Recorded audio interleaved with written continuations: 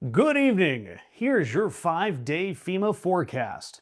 Tonight, 38 inches of snow slamming into Long Island with wind gusts over 70 miles an hour and a 0% chance of any federal assistance. Because you people voted wrong. And down in Louisiana, you get a light tropical drizzle and you can expect full federal coverage, and you might even get a complimentary campaign endorsement. And for the rest of the week, if your governor's a Democrat, bundle up because you're on your own until at least 2029. And look, I wish I was making any of that up, but that seems to be the actual operating policy of FEMA, the Federal Emergency Management Agency. And back in February, a blizzard buried New York City, along with Long Island and the entire region under 38 inches of snow in a 24-hour period. It killed 2 people, hundreds went to emergency rooms, tens of thousands of people lost power. And 4 states, New Jersey, New York, Massachusetts, and Rhode Island, asked for a total of $227 million in federal aid. FEMA's own disaster assessment said that all of them qualified. Rhode Island even qualified 10 times over. And yet Donald Trump denied all of it, every single dollar for all 4 states. Yet 2 days earlier, he approved aid for 6 Republican-led states, including $8.6 million for Louisiana after a tropical storm barely scraped past the qualifying threshold from FEMA. So you got to learn the House rules here, right? Red state, get paid. Blue state, denied completely. We have carefully reviewed your claim, and unfortunately, you live in Massachusetts. And then there's the way the president announces these things, because these are supposed to be federal disaster aid declarations, and yet they read a lot more like a fundraising text. In a post about Wisconsin, I just spoke with Congressman Tom Tiffany, who has my complete and total endorsement for governor. A campaign endorsement inside a federal disaster aid declaration. Then he says that the wonderful people of Wisconsin are in good hands with Tom, and then he name checks 5 more Trump-endorsed congressmen. That's great, except you know who didn't get noticed or didn't get described in that post? Tony Evers, the actual governor of Wisconsin, the man whose office actually filed the request, the elected official who's legally responsible for disaster aid in that state, and he got completely erased from any thank you or any declaration from the president. All so that a guy who's running in the primary who Trump endorses can take the credit.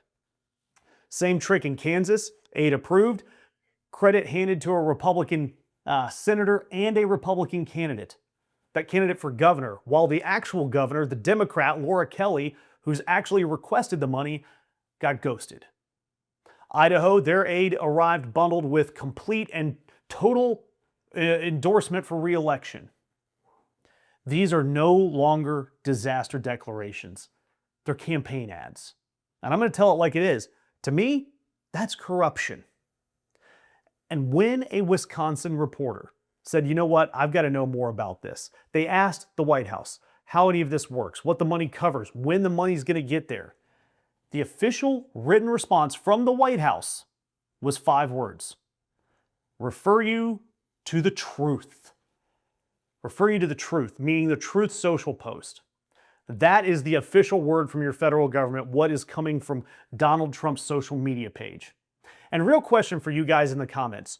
Should any president, I don't care which party it is, should any president have this much personal power over who gets aid and who doesn't? Or is this something that once Donald Trump is gone from office, we need to give that power to Congress or someone else? Because should it matter if you voted the wrong way the next time a storm hits your hometown? And by the way, this keeps happening. Illinois, Vermont, Maryland, Colorado, they've all had their disaster declarations denied, and they're all in states he lost.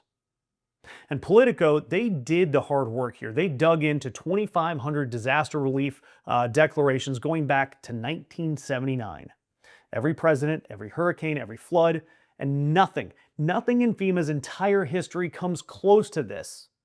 Because under Trump, 89% approval rate when the state has Republican senators and a Republican governor. When the opposite is true, when it's a Democrat in Senate and a Democrat governor, 23% approval. That's it. And then there's this part, the part you need to keep in mind, because states like New York and New Jersey, they actually send more money to Washington than they take in. They give up more federal tax dollars than they take back in federal aid. They bankroll this government. So essentially, they're not asking for a handout. They're simply asking for their own damn money back after a storm killed people in their communities.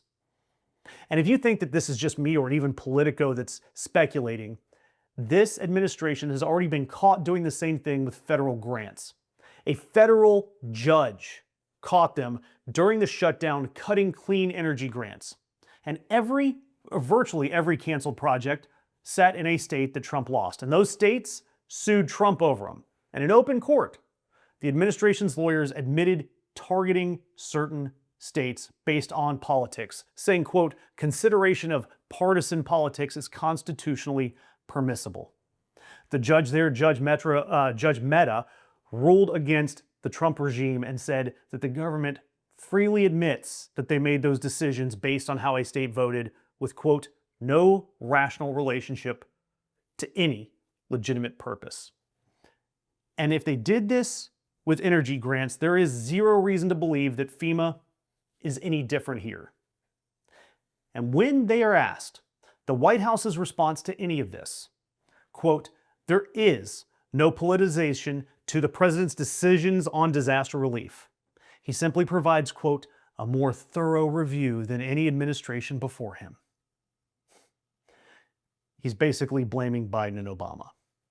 And FEMA, they've added that they will no longer fund, quote, routine or expected weather events. Routine. 2 people are dead. 3 feet of snow fell in a single day. The climate is changing because of policies like the ones coming from this administration, and they want you to pick up the mess. Fortunately, there are people taking action, 16 Democratic senators demanding documents. We probably won't see anything unless we take back the Senate and the House. But then you also have the governors of New York, Massachusetts, and Rhode Island all appealing. Good, great, good for them. But we've got to call this what this is. Because when the payout depends on whether or not Trump likes the way you voted in the last election, it is corruption, pure and simple. And that's why I'm going to ask you to subscribe, because somebody has got to keep a running list of who's getting paid and who's getting punished. And frankly, the people getting punished are you and me.